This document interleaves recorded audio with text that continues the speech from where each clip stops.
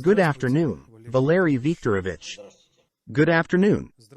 Good afternoon, dear viewers, audio listeners, and comrades in the studio. Today is June 10, 2024.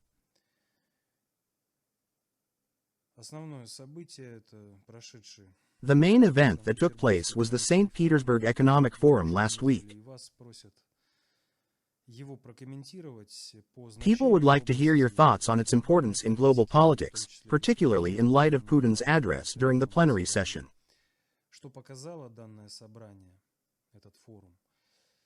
What effect did the forum have, and what are your predictions for future developments?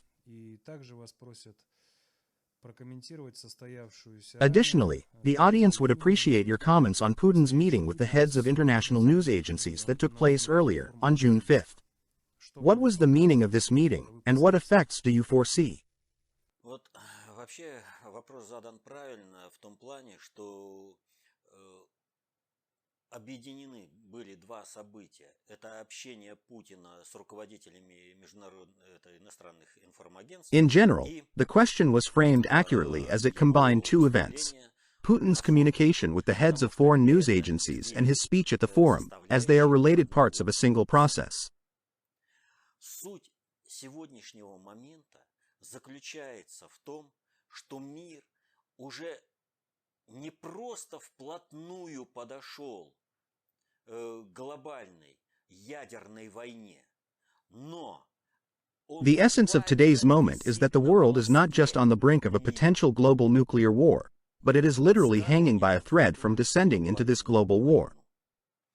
И главное значение, на что было направлено выступление Путина на Петербургском экономическом форуме, ответы на вопросы и его общение с редакторами. The main objective of Putin's speech at the St. Petersburg Economic Forum, his answers to questions, and his communication with the heads of the global news agencies was to prevent the world from descending into this catastrophe. И в данной ситуации очень важно было другое. То, что модератором на вот этом Петербургском экономическом форуме был Караган. In this situation, another important factor was that the moderator at the St. Petersburg Economic Forum was Karaganov, who had been portrayed by the global media as a nuclear maniac aiming to destroy the entire world. И в результате этого был построен диалог по принципу.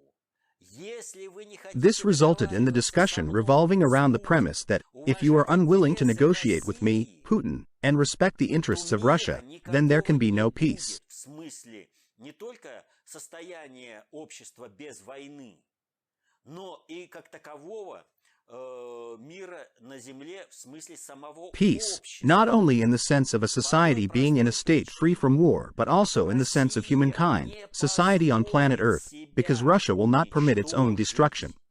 России не нужен будет. Зачем России нужен такой мир, если в Putin, нем in his time, articulated this idea by questioning, why would Russia need such a world if there is no Russia in it? Но в том-то и дело, что мир приблизился к этой ядерной катастрофе потому, что одно дело, когда говорит Путин, But that's the point.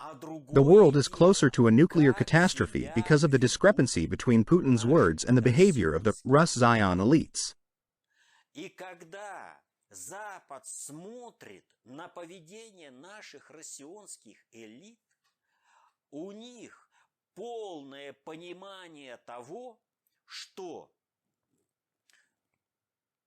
никакого ответного удара, удара возмездия от России Запад не получит. When the West observes the behavior of the Rus Zion elites, it is fully aware that Russia will not respond with a nuclear strike, a retaliatory strike. If the West inflicts an all-defeating nuclear strike on Russia, the Rus Zion elite will prevent such a retaliatory strike from occurring. This is evident in all aspects of the Rus Zion elite's behavior. And we'll discuss this issue. отнюдь не снял вопрос. As a result, the West has not eliminated the possibility of conducting a nuclear strike as part of the Steadfast Defender exercises. The exercises, which lasted for 4 months, have now concluded. So what? Are the troops returning to their permanent deployment locations and transitioning to peacetime operations? Not at all. A new series of seemingly localized exercises has commenced. Что Запад готовится к нанесению полномасштабного ядерного удара по России. In other words, the question of whether the West is gearing up for a large-scale nuclear attack on Russia has become evident. И он проявился еще и на прошлой неделе, когда Запад заявил о своем желании. This was particularly evident last week when the West expressed its commitment to fully participating in a war against Russia with their own forces. When the West expresses such participation, it does so with the expectation that there will be no retaliatory response.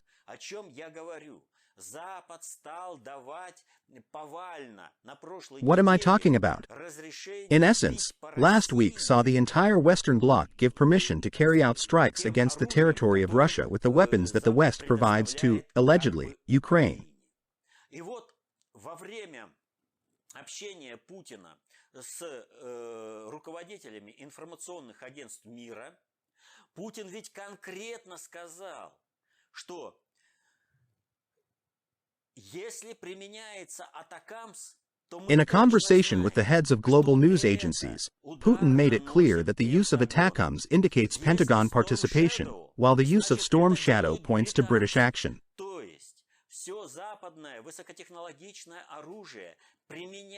He emphasized that all Western high-tech weapons are used exclusively by NATO countries' military personnel who supply them.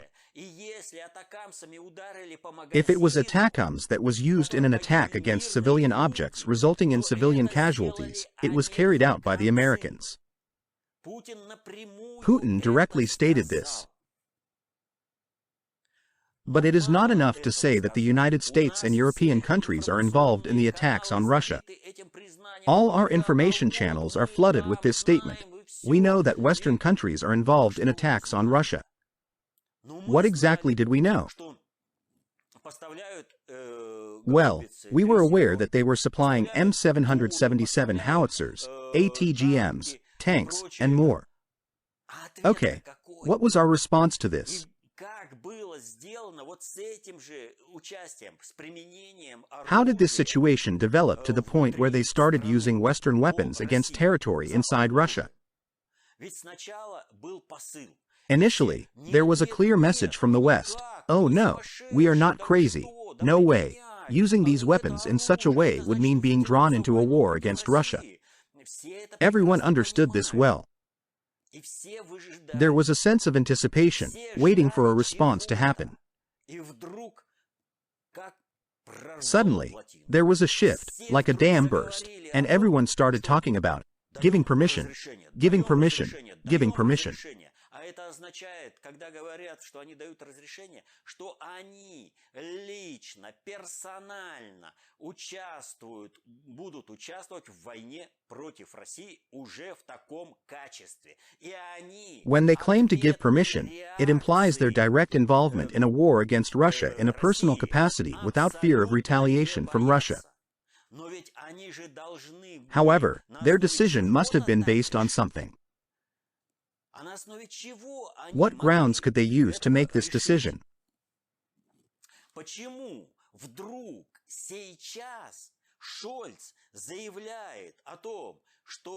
Why, all of a sudden, is Scholz now asserting that Ukraine will emerge victorious in the confrontation with Russia and that Russia must engage in negotiations on Ukraine's terms, with Putin needing to acknowledge this? One might wonder why, especially when Ukraine is clearly losing. What are they waiting for?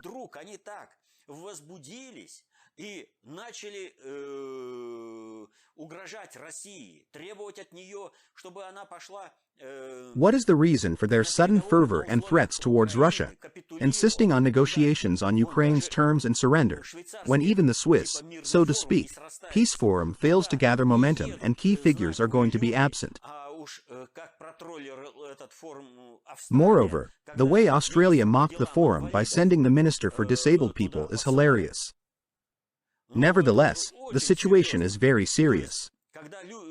When they look at the battlefield, they see that Ukraine is losing.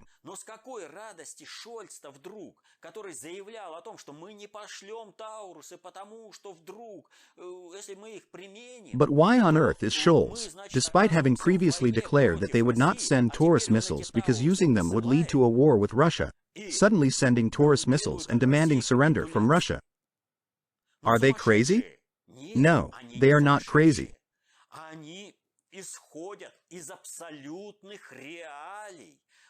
They are proceeding from the absolute realities of our time, based on the current circumstances. In this relation, we must consider, what are the conditions for their actions?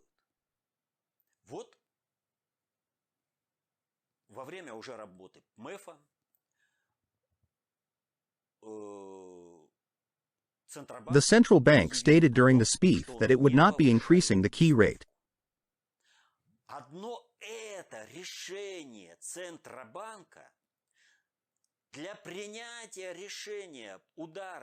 This decision by the central bank alone could potentially prompt the West to launch a nuclear strike on Russia, as it holds more significance than any verbal threats regarding our potential response.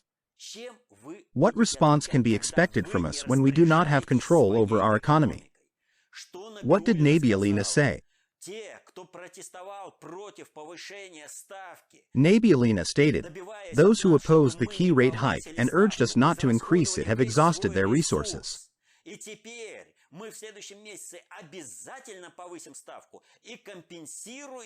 Next month, we will definitely raise the key rate and also compensate for this month's inaction."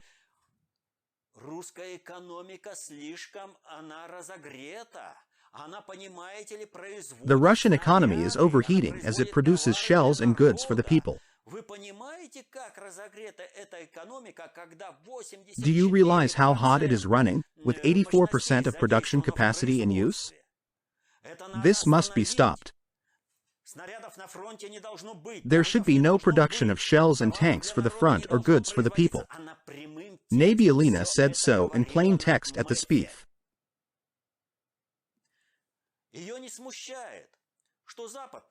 She is unashamed that the West is reducing interest rates to stabilize itself and that military production in the West is operating at over 100% capacity, meaning it is pulling out the entire economy. Oh, so it's considered absolutely correct because it is being produced for killing Russians. Nabiullina has frequently stated that Russia's role should be limited to a resource colony of the West, and therefore there is no need for production within Russia. She has also agreed many times with the idea that for Russia to serve as a resource puppet of the West, it only needs a population of 15 million rather than its current population of 150 million.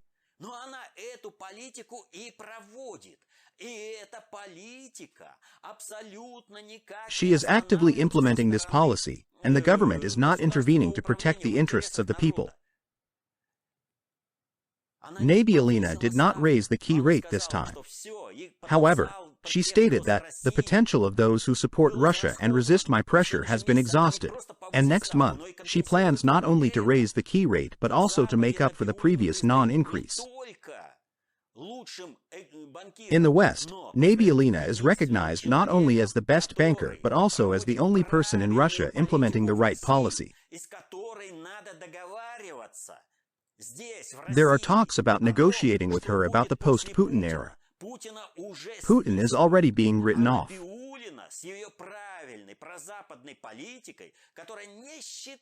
Nabiullina, with her pro-Western stance and at any expense, is implementing the Western policy of genocide of the Russian people and destruction. Why is that? Because this is the West's goal, and she needs to serve the Western master. She is fully committed to this agenda. Remember how she was named Central Bank Governor of the Year? Она выполняет решения МВФ, не считая... She is implementing IMF decisions without considering Russia's internal conditions. While other central bank governors may prioritize their country's well-being at least a little, holding forth, "I've got to serve my country," Nabiullina's actions speak for themselves. No, the more severe the consequences, the better. The fewer Russian people, the better. The complete destruction of the economy would be ideal. Nabiullina is focused on serving the West from A to Z. She is not making decisions in the interests of the Russian people. The 16% key rate is a prohibitive rate. One of the most important conditions for our victory in the fields of the special military operation for demilitarization and denazification in Ukraine is the operation of the so-called People's Military-Industrial Complex. Что такое вот эта ставка в 16%? В рамках нашей войны... What does a 16% key rate mean in the context of our fight for safety and against global fascism to ensure our survival on this planet?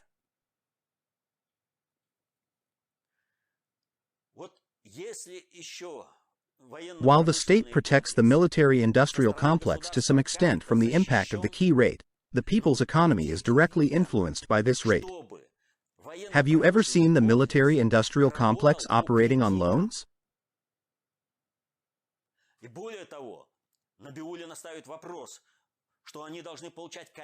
Additionally, Nabiullina suggests that they should receive commercial loans and reduce the production of shells and consumer goods. Imagine during the Great Patriotic War if someone had suggested, let's, instead of direct financing to the military-industrial complex, give them loans. The military-industrial complex serves the state's interests, and by financing it directly, we avoid paying interest to the parasites. We avoid paying interest to the banks. By paying the military-industrial complex directly, we prevent inflation from rising because there is no parasitic bank involved that gave this loan, which needs to be repaid. Strictly speaking, this saves the state money and keeps inflation in check. However, Nabiullina says, no, let's reduce the production of shells and bullets to create a shortage of ammunition at the front, as that is what our master requires. Anyone who said that during the Great Patriotic War would have been shot. Yet, Nabiullina says this at SPIF in plain text. Does she only say this at SPIF? No, she says this in the State Duma as well. Every time she says this by raising the key rate. Every time she opens her mouth, she advocates for the destruction of Russia as a state and the eradication of the Russian people as an ethnic group. She believes that Russia should cease to exist, leaving only its natural resources for the West to control. She expresses these views openly. How does the State Duma respond to this? There is no reaction at all.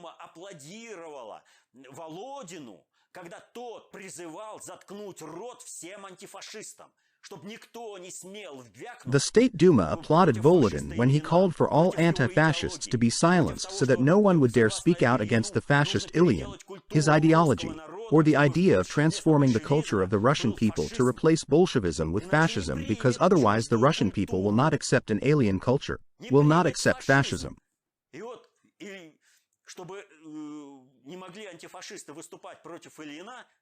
To prevent anti-fascists from opposing Ilyin, Volodin suggested silencing them. The State Duma applauded. How many members applauded? Was it scattered applause? The State Duma applauded unanimously.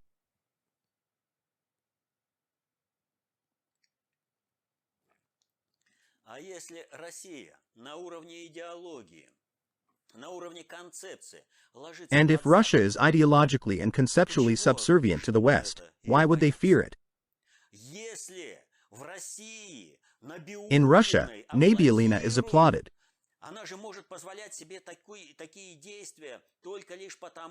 She is only allowing herself to take such actions as destroying the country's economy because she is backed by clan corporate groupings.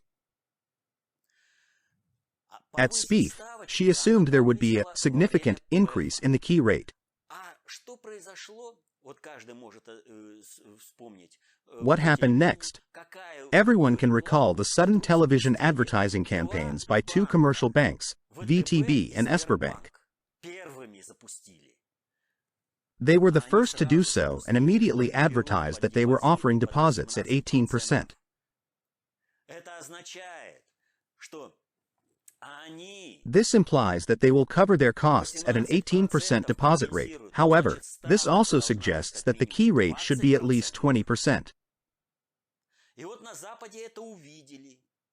И значит сразу поняли, что все кланово-корпоративные The West saw this and quickly understood that the clan corporate groupings at the highest levels are aligned against Russia and in favor of the genocide of the Russian people.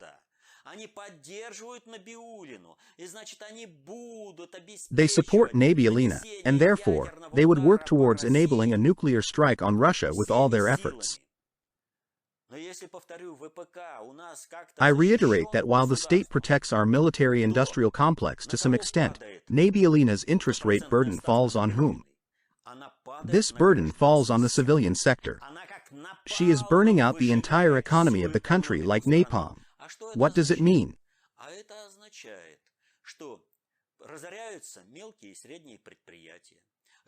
It means small and medium-sized enterprises go bankrupt, people lose their salaries, and prices rise. By the way, gas station prices have increased again. This is a significant issue that will be discussed further in relation to the actions of our General Staff.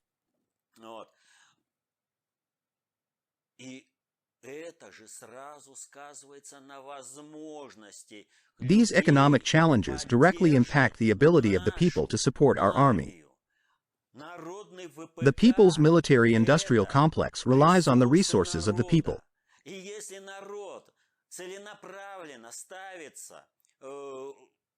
Центральным банком в условиях, когда нужно будет просто выживать, как в 90-е годы, а именно этого добивается Набиуллина, чтобы люди умирали от голода, не имея возможности купить продукты. If the central bank purposefully puts people in conditions where they are struggling just to survive, as was the case in the 1990s, which is exactly what Nabiullina is aiming for, to push people to the brink of starvation, unable to buy food, then those who are unable to secure their own survival will no longer be able to support our army. The people's military-industrial complex is agile and responsive to the needs of the front lines. While the state is getting ready to act, the people's military-industrial complex steps in immediately to assist the front. Повышая ставку и держа ее на таком уровне, который ведет к обнищанию народа, к закрытию мелкого и среднего бизнеса. By raising and maintaining the key rate at a high level, which is leading to the impoverishment of the people, the closure of small and medium-sized businesses, and forcing people to fight for survival when they can't even afford food, she is exacerbating an already existing resource shortage faced by the People's Front. This results in increased casualties on the front lines. Nabiullina's actions with the key rate are effectively causing the deaths of our soldiers on the front lines.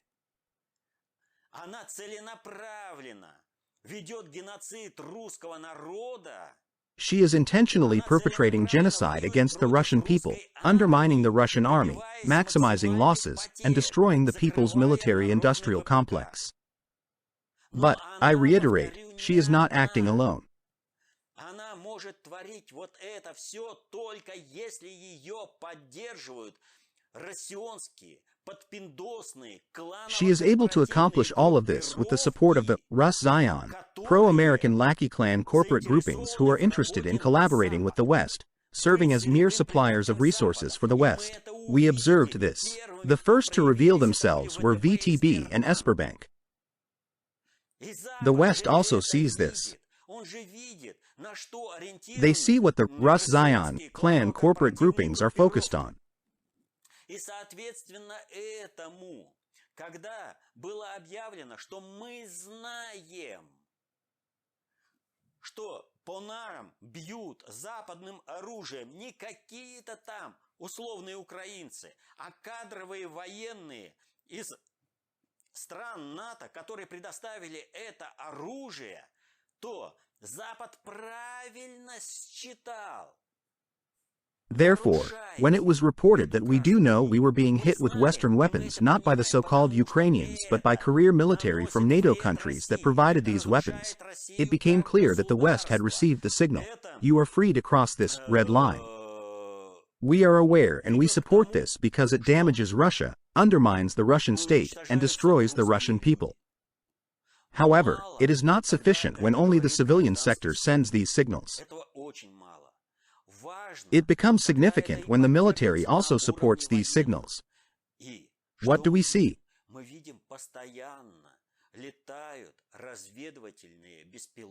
We see a continuous presence of reconnaissance drones flying and targeting various missiles towards objects within Russia.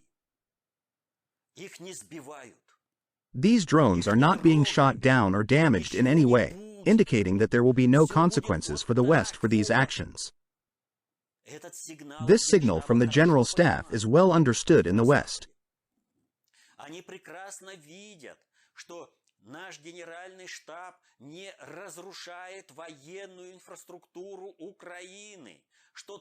They can see that our General Staff is not destroying the military infrastructure of Ukraine, allowing the rear operations to work like clockwork and logistics to function smoothly.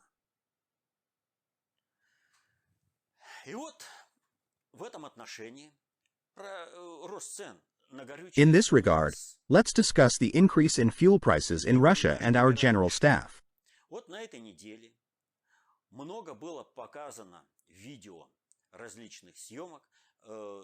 This week, various videos from Ukraine have been circulating, showing streets in Odessa lined with generators.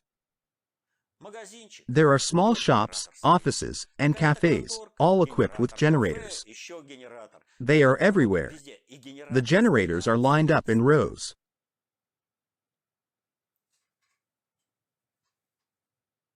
I have a question in this regard. Generators require fuel.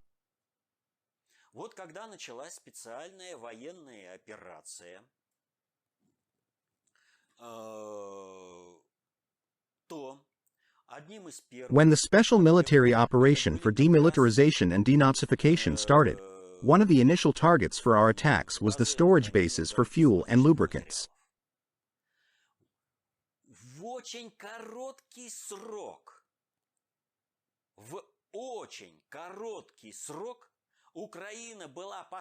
Within a very short period, I emphasize, within a very short period, Ukraine has been put in a situation of fuel shortage, where military vehicles would stop at gas stations and drain them dry. No fuel could have been used for the civilian sector, as there was not enough fuel for the military, making it impossible to move. If you cannot move, then you have no combat activities. What do we see now? The generators are operating. There are lots of generators. This indicates an ample supply of fuel that exceeds the needs of the civilian sector. But this week, a scandal has erupted in Ukraine, sparking widespread discontent.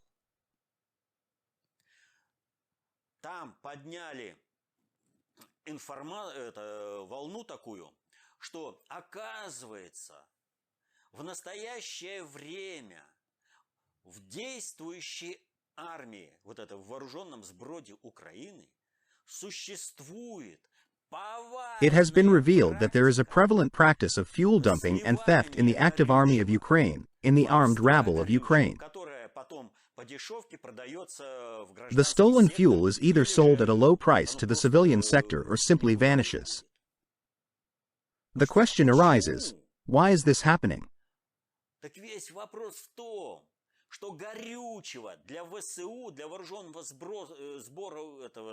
сброда Украины настолько много... The reason behind this issue is the excessive surplus of fuel available for the AFU, armed formations of Ukraine, which is then misused and even leaked into the civilian market. There is an enormous amount of fuel, it's simply abundant.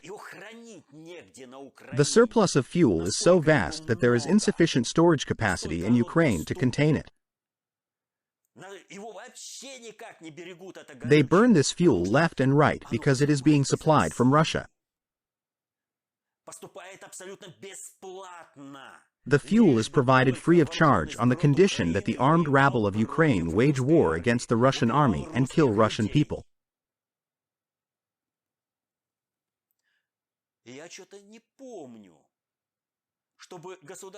I don't recall the State Duma showing further concern about the investigation they announced and promptly closed. How does fuel from Russia magically end up in the hands of Ukrainian armed formations? Initially enthusiastic, we'll investigate this issue. They later dismissed it. Oh well, what's there to investigate? We are all human. We all understand everything perfectly. We live in a capitalist society. Why is that? Oh, because capitalism and socialism totally have different approaches to patriotism, right? So under capitalism, it's totally fine to let your compatriots get killed as long as it lines your pockets. Is it only under socialism that people actually care about protecting each other? What do we witness?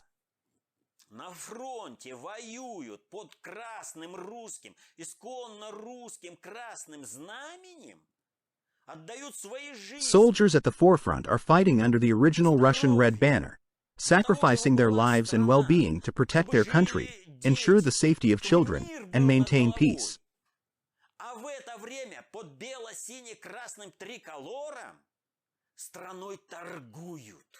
Meanwhile, under the white-blue-red tricolor, traders are selling out the country by providing resources to Russia's adversaries, enabling them to wage war. They are supplying Czechia with metal to produce shells that eventually kill our soldiers. They are providing fuel, food, and other resources to Russia's enemies, enabling them to wage war against Russia. Without the supply of these resources, the enemies would not have the means to wage war.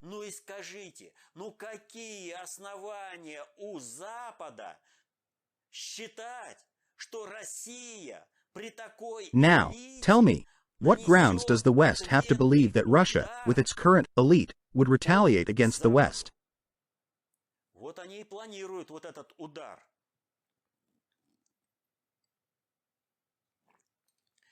They are planning a nuclear strike on Russia, confident that there will be no repercussions.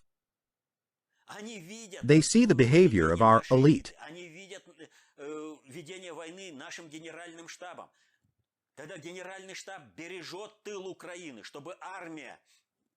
They see how the war is being conducted by our general staff when the general staff protects Ukraine's rear so that our army can engage an enemy that has all the advantages of waging war against us, and how our planes are shot down by our own forces allegedly in friendly fire. Explain to me, don't we have a friend or foe system in place? Our reconnaissance aircraft are being shot down by our own general staff. At least 2 A-50s and 1 Il-22 aircraft have been shot down by, allegedly, our friendly fire.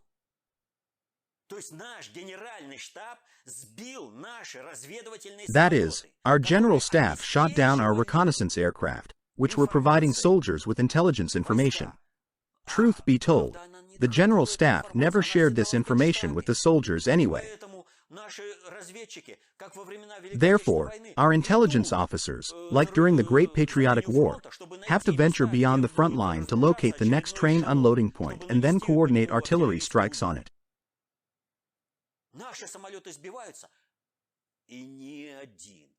Our planes are being shot down, while not a single enemy strategic-level aircraft is being shot down.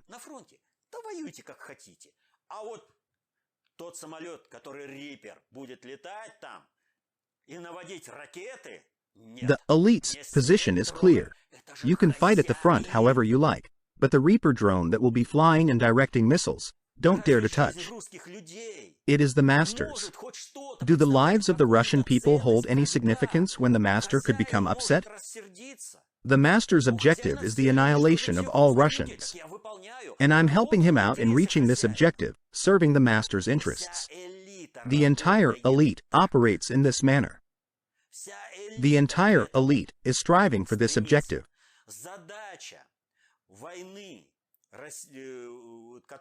The war they are dragging Russia into has an alternative task that is different from planning a nuclear strike, where various factors are at play. If the opportunity arises, they will launch a nuclear strike, and I have no doubts about it. However, this does not mean that one task excludes the other. If the opportunity for a nuclear strike does not present itself, an alternative task is planned. What is this alternative task? This alternative task involves mobilizing all patriots and volunteers in Russia to join the front lines and perish, leaving in Russia only pro-American lackeys who have been influenced over the past 30 years, such as the Kolya from Urengoy types, and are willing to repent to any aggressor and lick their heels and butts in exchange for favor. They need Russia to overstrain itself. What is Nabiullina trying to achieve? She is attempting to create a situation in Russia where famine and a collapse in production occur, leading to a different scenario in the war and spreading the war everywhere. Migrants are being brought in, and weapons depots are being set up for them. Is it a secret to anyone that the national centers of various diasporas have become hubs for planning attacks on Russian people? Or maybe ethnic crime among youth is not a growing concern? It is just that young people engage in criminal activities even before receiving a signal to do so, wishing to rob, rape, and kill, so they take to the streets. They have been brought in for this purpose. Russians living abroad who want to return to Russia face difficulties in obtaining passports and citizenship, while migrants are granted these documents swiftly. The Migration Service is welcoming gang members and terrorists with a red carpet, crawling on its belly, to grant them Russian citizenship.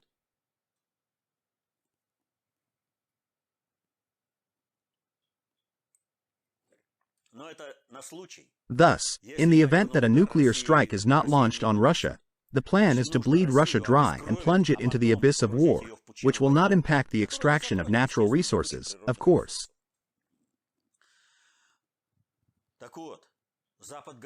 The West is gearing up for war. Everyone understands that Ukraine's resources won't last long.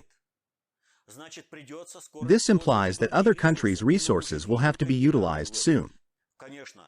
Potential candidates for this utilization include Moldova and the 3 Baltic dying out countries.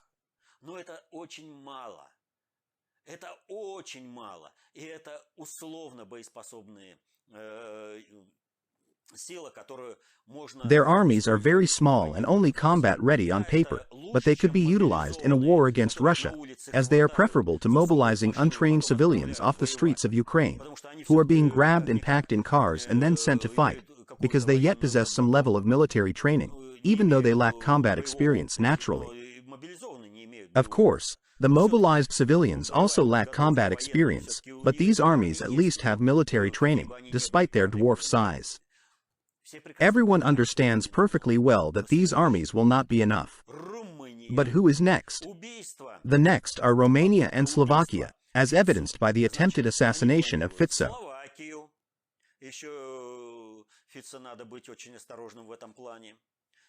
It is crucial for Fico and the forces behind him to exercise caution.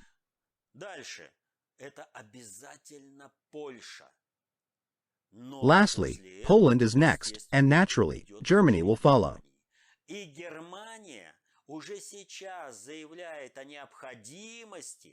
Germany is already claiming the necessity of preparing to wage war against Russia.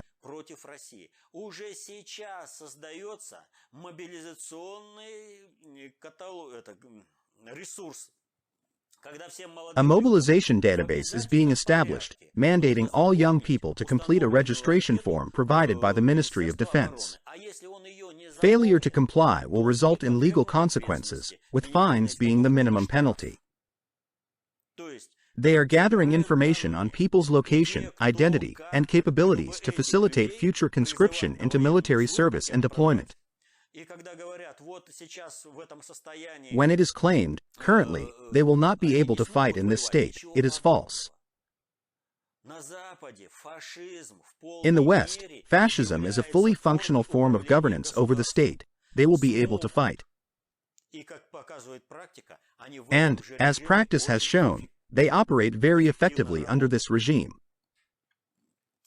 И вот в этих условиях, когда для России куда ни кинь и всюду. In these conditions, when there is a threat to Russia in one way or another, it is necessary to resolve the situation. What does it mean? Это значит, нужно довести информацию, которая бы охладила горячие головы на Западе, которые бы поняли. It means conveying information that would calm down hotheads in the West, making them realize that neither a nuclear attack on Russia nor a prolonged war using pro-American puppet, Rus Zion elite, like Gref, Kostin, Nabialina, Silwanov, and other bastards will help them. И в этом отношении мы возвращаемся.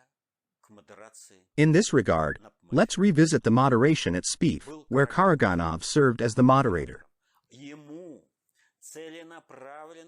They purposefully created the image of a nuclear maniac in him. И если посмотреть, как проходила вот эта сессия, то Караганов постоянно During the session, Karaganov consistently advocated for extreme measures such as bombing and destruction. А ему отвечал Putin и говорил, Putin responded to him by saying that wouldn't be necessary. We should move away from such rhetoric. This is not beneficial to any of the parties involved. He emphasized, fellas, you either reach a mutually beneficial agreement that considers Russia's interests with us or not. We cannot stop the SMODD halfway and start negotiating. Our goal is to achieve the objectives of the special military operation in Ukraine, which include the demilitarization and denazification of Ukraine. We cannot allow any breeding ground for Bandera or a foothold for future war with Russia. This is something that the Rus Zion elite is striving for, not us. While Putin frequently references the Istanbul agreements, he is balancing on the edge of committing a foul. The Istanbul agreements have not been released to the public yet, but the details that have been revealed indicate the horrifying nature of the agreement. According to the agreements, Russia was essentially surrendering its sovereignty and independence, with all of its international policies becoming subject to the decisions of China and other guarantor countries. No way! Oh, what an agreement! In the interests of Russia, or what?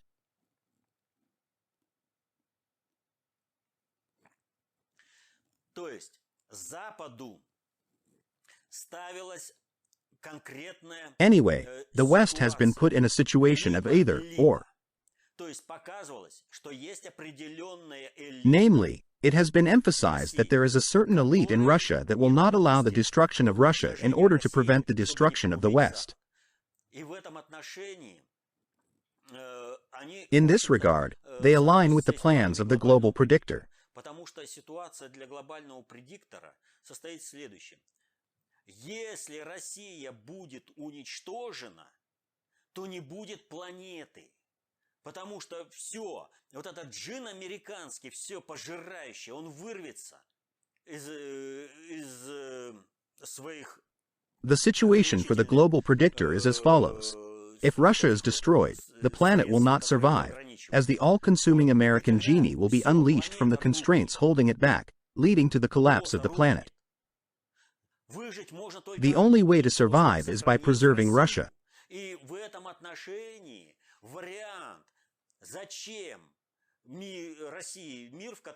In this context, the option, why does Russia need a world in which there is no Russia, is more preferable for globalists, the global predictor, as it allows them to survive this catastrophe.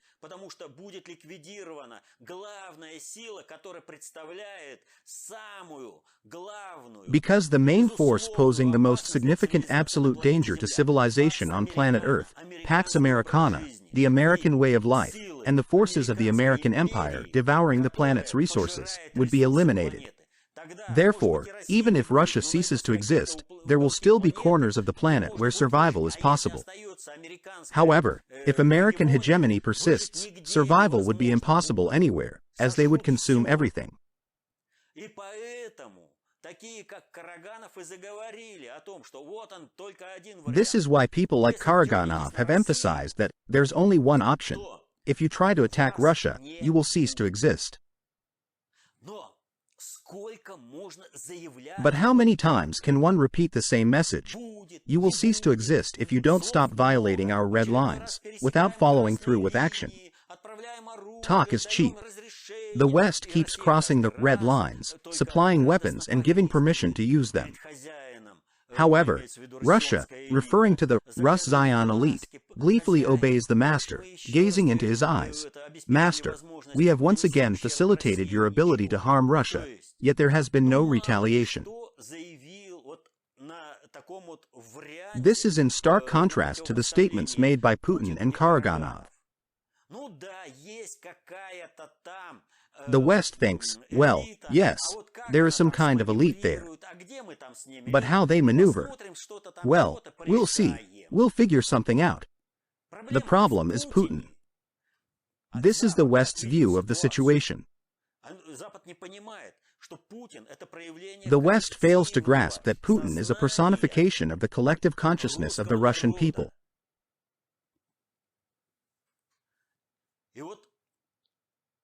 Здесь правильно, абсолютно правильно поставил задачу проведения вот этой дискуссии. Karaganov correctly initiated a discussion in which Putin participated. И он сказал, что если мы не покажем нашу готовность к эскалации,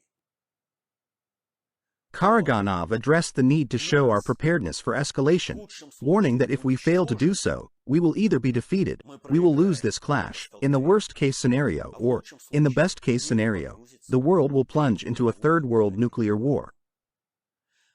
Он привел пример, что для того, чтобы шакалов, гиен, He used an example to illustrate that to calm down jackals and hyenas, instead of trying to fight them off with sticks and teasing, it is more effective to eliminate one or two specimens, causing the rest of the flock to scatter in fear.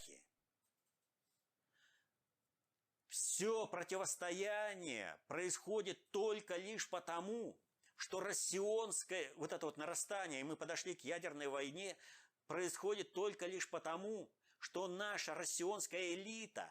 All the current confrontation and escalation, we are on the brink of a nuclear war, are occurring because our Rus Zion elite is extremely fearful of causing harm to their Western masters.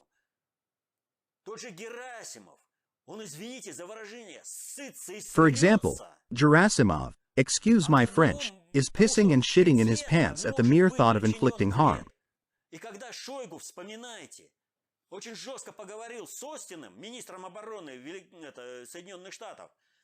Remember how after Shoigu spoke firmly to U.S. Secretary of Defense Austin, Gerasimov initiatively contacted his counterpart, the head of the Joint Chiefs of Staff, Milley, and reassured him, don't mind Shoigu. I will never allow any harm to come to Americans.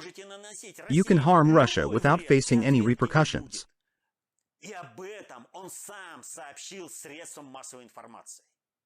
He even shared this with the media to curry favor with his master. By the way, when the question arises, why don't they remove Nabialina? Why don't they remove Gerasimov? The answer is that with such a governance core, we entered the war, and now all that remains are maneuvers. Yes, there are some purges happening, but while we sentence pro-American lackeys, the pro-American lackeys in turn start arresting field generals. Is this the path we want to take? Risking a complete collapse of the state and triggering a full-scale civil war? They have already brought in migrants for this purpose. The force that will be killing Russians has already been smuggled into Russia, and they keep bringing more.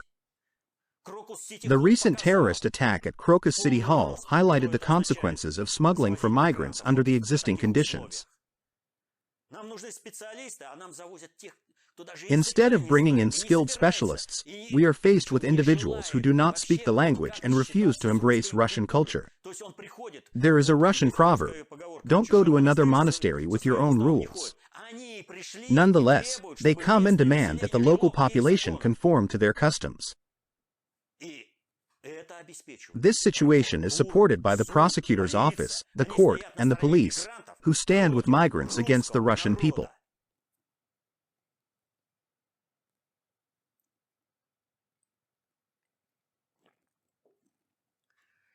Так вот, как показать вот эту готовность идти на Now, эскалацию? how can we show our preparedness for escalation if we witness the complete corruption of our Rus Zion elite? Именно на нее ориентируется в повышении уровня противостояния, в повышении вот этой эскалации. The West relies on this elite when raising the level of confrontation, escalation, in hopes of destroying Russia. Значит, Запад Is the West solely afraid of Putin? Значит, нужно показать, что This implies we must showcase actions at Putin's level. Да, генеральный штаб делает так, чтобы Indeed, the General Staff is taking measures to avoid harming our enemy, and their stance is clear. On the battlefield, Russian soldiers may perish while destroying the enemy as they want, but all Western weapons supplied to Ukraine will reach the front lines, and every shell will be delivered to the front lines.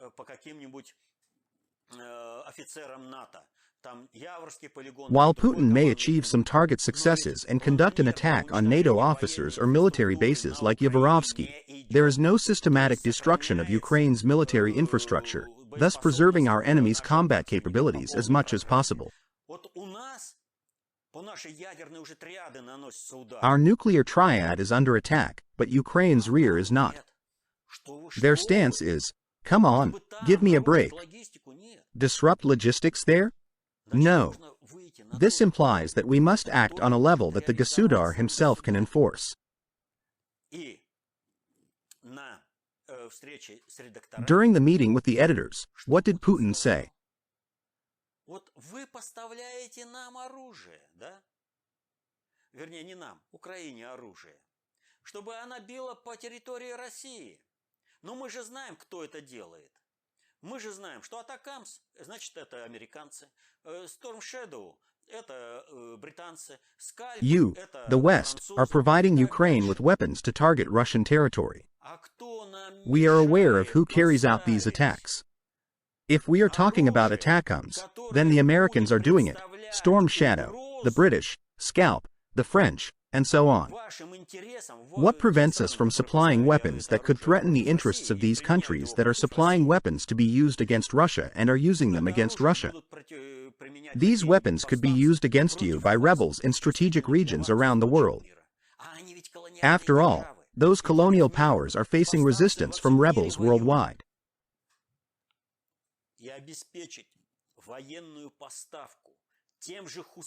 Therefore, it is possible to provide missiles to the Houthis to sink an American aircraft carrier, rather than just causing damage as they had done previously.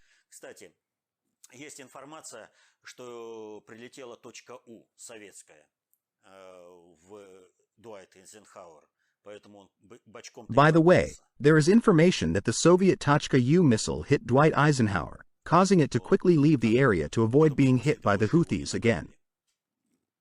What if we supply them with regular missiles?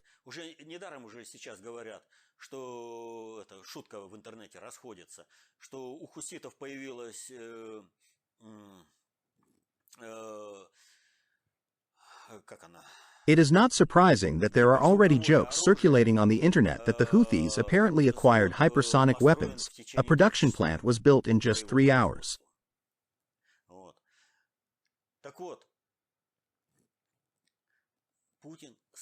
Therefore, Putin said, we are able to supply these weapons. И вот здесь, чего бы там Герасимов не выдумывал, это можно обойти.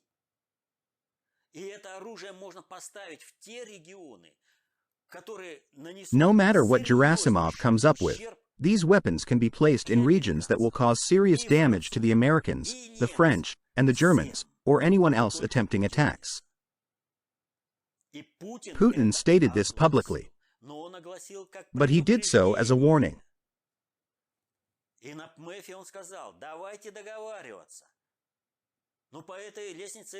At SPEEF, he stated, "Let's reach agreements. Along this ladder of escalation, we can reach mutually assured destruction. But we will not retreat. You hope for the treachery of the Rus Zion elites. Yes, it is present, it is full scale, but the Russian people and the Russian army will ensure that if you try to attack Russia, you will cease to exist. Yes, Russia may cease to exist as well. But we will go to heaven, and you will simply perish." These are not just words. We have reached this brink, and the final warning has been sounded. Further, only a nuclear clash. This is the situation. Putin has shown that he will not surrender the country, despite the treachery of the entire Rus Zion elite, which is a widespread, full-scale treachery. In almost all government offices in Moscow, there are only traitors, pro-American lackeys. It's all for today. Well, what can I say in conclusion? They will not succeed in their plans. If they try to attack, we will not back down. Why should we have to perish, as they dream? No way.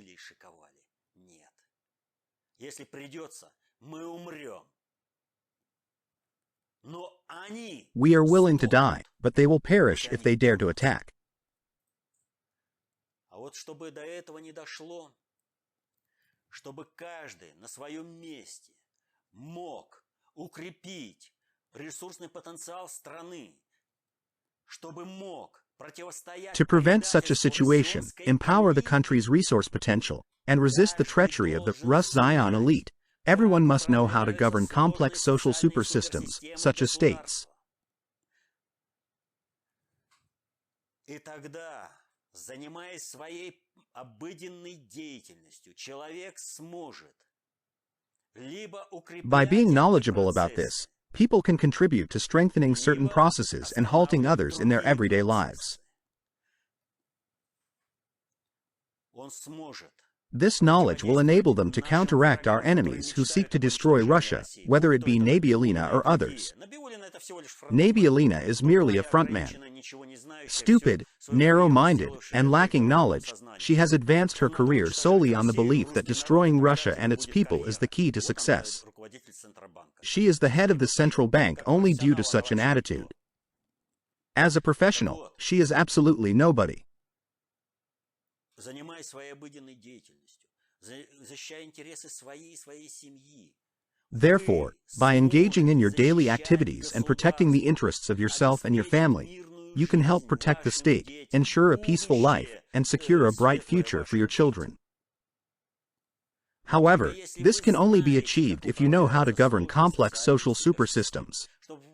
This way, you can make your own decisions as to which processes to become part of, rather than being dragged into them against your will. Look at what Ukraine has been dragged into and what they are dragging Kazakhstan into. Georgia lacks sovereignty entirely. Truth be told, in Georgia, there are processes occurring through which globalists of the global predictor are assisting us. Look at what is occurring in Armenia and other so-called states. In order for you to work for your interests, your motherland, your family, you must understand how complex social supersystems and states are governed. This knowledge is only available from one source, the works of the internal predictor of the USSR. For the current strong maneuver, we have prepared the 3-volume book, War State Bolshevism, in advance. The first volume, State, discusses the nature of a state and examines whether all states are the same, distinguishing between engineered states and historical states. An engineered state is designed for a specific project. The second volume, War, delves into various methods of waging wars and provides a comprehensive definition of warfare. What is the solution to escape this nightmare? The solution is always found in Russian Bolshevism. Those people who have experienced, so to speak, Russia's occupation and lived within the Russian world often long to return to the Russian world. Sociological studies now reveal that people in the former German Democratic Republic, who once considered themselves under occupation, actually desire to return to the Russian world. It turns out that German culture, German language, all German flourished within it without any suppression. However, they are now experiencing degradation and destruction in the so-called free democratic world. In Russian Bolshevism, there is salvation for the whole world. Salvation for the entire world lies in the Russian world.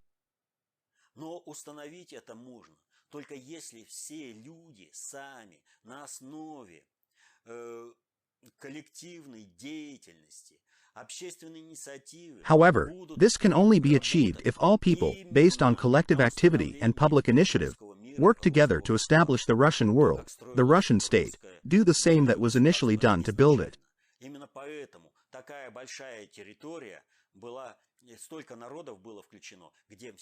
This is why such a vast territory was encompassed, with numerous peoples included, where everyone felt comfortable until it was divided due to the cataclysms of the 20th century, both at the beginning and the end of the century.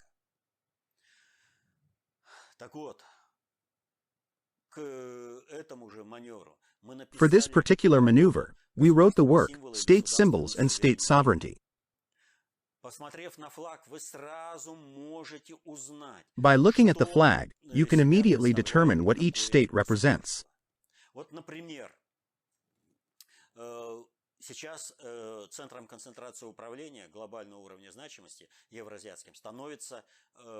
For example, Iran is now emerging as a Euro-Asian governance concentration center of global-level responsibility.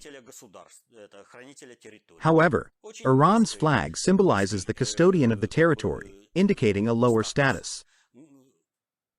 India has a similar flag but with a slightly higher status. Why? This is because the Iranian flag features Arabic script with the phrase, Allah is great, repeated 22 times. In contrast, the Indian flag depicts the wheel of samsara without any ligature. Therefore, the Iranian flag holds a lower status.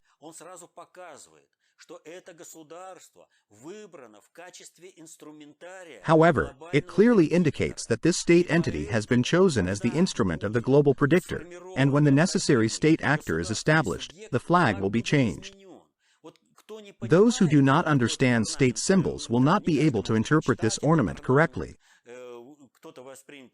Some may see it as an inscription, while others may view it simply as an ornament, but that is their problem. The key point is that in the sense of state symbols, it is shown, this is the territory of the global predictor, where a state actor is being established for specific tasks.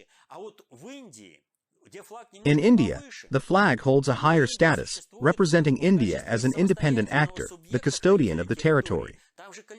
The wheel of samsara in the center symbolizes something eternal being preserved.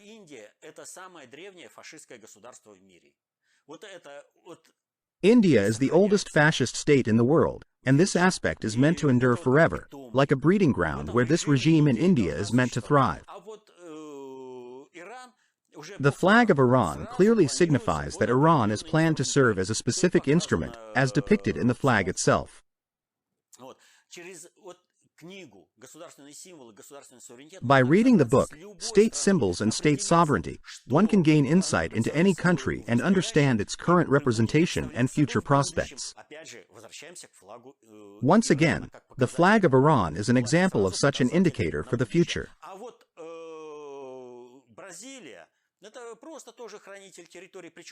Brazil is also a mere custodian of territory, represented by a flag of lower status compared to the Iranian flag. But at the same time, it is interesting to note that in the 19th century, a different flag was planned for Brazil when it gained, so to speak, sovereignty. That is, understanding state symbols can help clarify many issues. You will be able to comprehend the intricacies of the politics of all countries if you know the flag and its significance, the position of the state in the hierarchy, and its future focus. Our partners have published a supplement to the 3-volume set, War State Bolshevism, which is a collection of analytical notes titled, Fleet is Being, in the series, about the world of crooked mirrors. This book can be used as a standalone source. Currently, the issue of the central bank is very acute, and there is a question regarding the Constitution. The collection contains separate analytical notes on these specific issues. It can be used separately, not even as a supplement to the 3-volume set, War State Bolshevism. If used as a supplement, it simply expands the understanding of the issues described in the 3-volume set. To complement the first and second editions of the 3-volume set, War State Bolshevism, our partners have released an additional volume of materials that will be included in the upcoming 3rd edition. I don't know the release date for the 3rd edition, it is currently uncertain due to certain issues. However, this standalone volume contains valuable information, particularly useful for the special military operation for demilitarization and denazification, as it includes discussions on the size of the army and the importance of drill training. We are told, no, drill training is unnecessary. What for? The additional volume provides fundamental, methodological research on various topics, such as how they surrendered sovereignty, the colonial system, and others. This volume can be used independently, not only as a supplement to the 3-volume set, War State Bolshevism. Our partners have published the series, Library of Conceptual Knowledge. The volume, on economics, has been published. The volume, on imitative and provocative activities, has been published to understand the activities of public opinion leaders and to distinguish between those who are genuinely working and those who are merely imitating such activities. The volume, Sufficiently General Theory of Governance, has been published, which is the backbone of the conception of public safety. The volume, Ah Yes, Pushkin, has been published, focusing on the conceptual essence of Pushkin's work, and we recently celebrated the anniversary of his birth. Another volume, Matrix is Different from Matrix, has been published, discussing matrix governance. Read these and other books by the Internal Predictor to become conceptually powerful, protect your own and your family's interests, and, in doing so, protect the interests of your state, ensuring a peaceful life on the planet and a bright future for your children. Peaceful sky above your head. Happiness. See you next time.